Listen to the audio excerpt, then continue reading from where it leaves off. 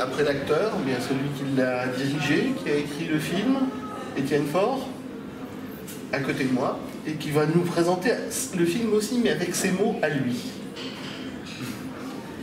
Bah oui, il ne faut pas trop les séparer les comédiens. Ah mais il en a pas parlé beaucoup, hein. Non, mais c'est très bien, très bien. Non, bah, mon film, c'est voilà, c'est un film qui se passe en forêt amazonienne et qui est un mélange entre un film d'aventure et un film de personnages assez enfin, c'est un film à tiroir, ce que j'ai voulu faire, ce que j'aime. Et donc c'est un film qu'on peut interpréter de beaucoup de façons et on peut appréhender le film de beaucoup de manières, je pense. Et donc c'est ce que j'aime, c'est laisser en fait au spectateur des interprétations différentes en fonction de son vécu, en fonction de ce qu'on aime. Voilà, donc c'est un film d'aventure, mais en même temps avec, j'espère, un fond qui permet une réflexion sur pas mal de sujets qui m'intéressent. Film d'aventure, moi je dirais il y a plutôt une relation, c'est un film d'amis qui vont se balader.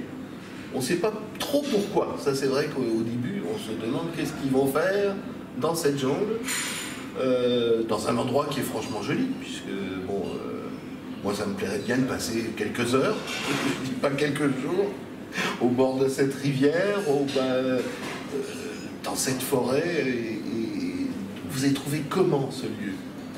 En fait, c'est un peu par hasard dans le sens où j'avais un autre projet qui devait se faire plutôt au Brésil et qui n'a pas abouti. Et donc j'avais déjà commencé à faire des repérages dans ces régions.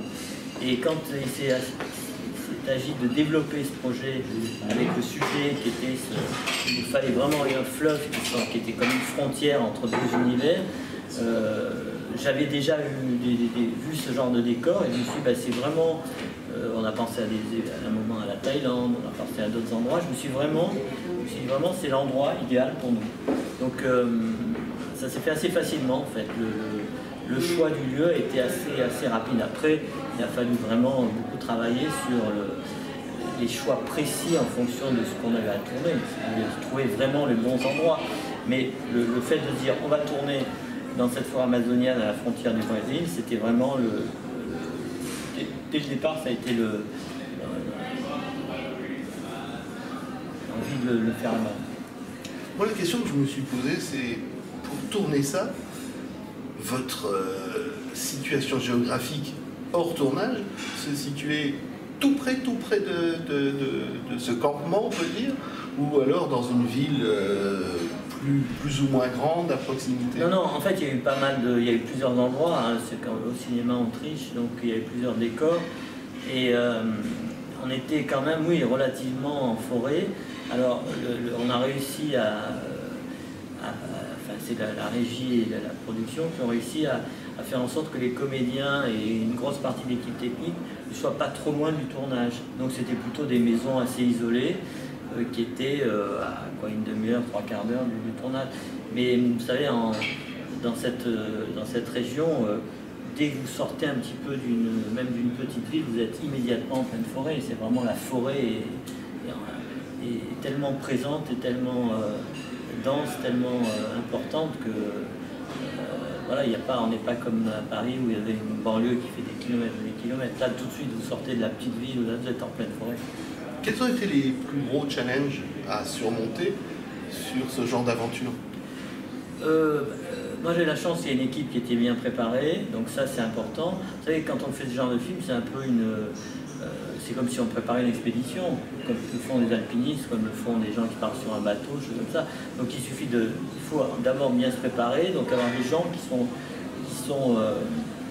aptes à faire ce genre de choses. C'est-à-dire qu'il y a des chefs opérateurs, il y a des techniciens qui auraient certainement du mal à être dans un inconfort comme ça, et puis au contraire d'autres techniciens qui adorent cet inconfort, qui adorent le fait d'avoir une caméra à l'épaule et d'avoir ce côté presque documentaire quelquefois où on travaille avec les éléments, avec la météo. Et donc, à partir du moment où on a une équipe qui est bien préparée et des comédiens qui sont bien disponibles et qui font confiance, on ne peut pas dire qu'on ait vraiment de problème. Après, vous avez Pierre Prieur qui n'avait pas peur de l'eau, et puis il y en a d'autres qui ont plus peur de l'eau, parce que quand c'est une eau qui est boueuse comme ça, et ça incite personne à aller se baigner, vous voyez. Donc il a fallu, pour certains, leur expliquer, les accompagner, et puis Pierre en a aidé certains, enfin voilà. Donc c'était, il y a eu des petites choses comme ça à régler, mais d'une manière générale, non, ça s'est très bien passé parce que bien préparé. Bien préparé, mais vous me parlez de la dernière opération. Vous avez plein de courts-métrages, vous avez 2 longs-métrages qui ont connu, enfin le premier a connu un certain succès, New York, là, la Guyane, prochain pays, ça sera où? Ah, je sais pas, moi le décor est important pour moi dans mes choix de films, hein. C'est souvent ce qui détermine l'envie de faire un film. C'est ce qui s'est passé pour New York, c'est un peu ce qui s'est passé ici. Non, je suis sur 2 projets très très différents. Ou ça sera un film très urbain et qui se passera en France, dans une ville de province, ou un projet qui sera peut-être très loin, sur une île déserte. Donc c'est pas déterminé encore, mais oui, j'aime bien voyager moi pour les films. Je trouve que les films, à la fois on fait voyager le spectateur et puis ça permet aussi en tant que personne de voyager et découvrir de nouveaux univers. Et là sur Un Monde Ailleurs, c'était fascinant de travailler avec des... Il y a quand même des gens dans le film, à part les 5 comédiens, qui sont vraiment des gens des locaux, hein, qui ont même fait des petites participations. Et on s'imprègne de leur vie, enfin on est pendant 1 mois et demi dans un autre monde. C'est pour ça qu'on a appelé ce film Un Monde Ailleurs, parce que tous nos repères de citadins sont complètement disparaissent complètement dans ce genre d'aventure. Et c'est ce que c'est un des sujets du film. Hein.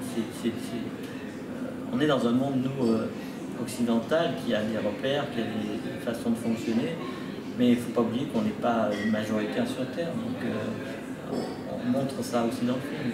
Vous rêvez d'un autre monde? Ah oui, moi j'ai une nature assez blasée en général, et quand j'imagine quelque chose, un endroit, etc., en principe, l'imagination est souvent plus forte que la réalité, et donc je ne suis jamais surpris quand je vais quelque part. Je vais imaginer un petit peu ce qui se passait. Donc, ici, en l'occurrence, ça répondait à mes attentes, mais quand on est dans le réel et en train de tourner, oui, on est ailleurs, c'est passionnant. Vous aviez gardé des gens, des équipes techniques de vos films précédents? Oui. Au son, c'était la même équipe. La caméra, non, mais c'était quelqu'un qui était dans le même groupe de personnes. Oui, moi j'essaye. Mais après, encore une fois, ça dépend un peu du sujet. C'est-à-dire que là, vraiment, j'avais vraiment envie de constituer une équipe de gens équipés pour l'aventure. J'ai fait beaucoup de films publicitaires, moi, et avec des fois des équipes où on était 100 personnes, avec des chefs opérateurs qui ont besoin d'avoir des centaines de kilos de lumière pour éclairer un peu de fleurs. Et donc, c'est pas ces gens-là qu'il faut pour ce genre de film. Donc, c'est encore une fois, c'est créer une équipe qui corresponde exactement aux exigences du tournage. Prochain tournage? Déjà, vous m'avez parlé de 2 projets en cours, mais il y en a un qui est plus avancé que l'autre? Non, les 2 sont au même stade. Je vais décider rapidement lequel je vais lancer. C'est 2 projets qui me tiennent particulièrement à cœur. Ils sont très très différents l'un de l'autre. Donc ça va être vraiment une décision à la fois de producteur, de faisabilité du projet. Voilà. Bon, ben, je vais vous dire une chose. Si vous allez sur une île déserte et que vous cherchez un petit gros, je me mettrai dans la liste pour le casting. Mais ça y est, le deal est parfait. Merci beaucoup. Merci.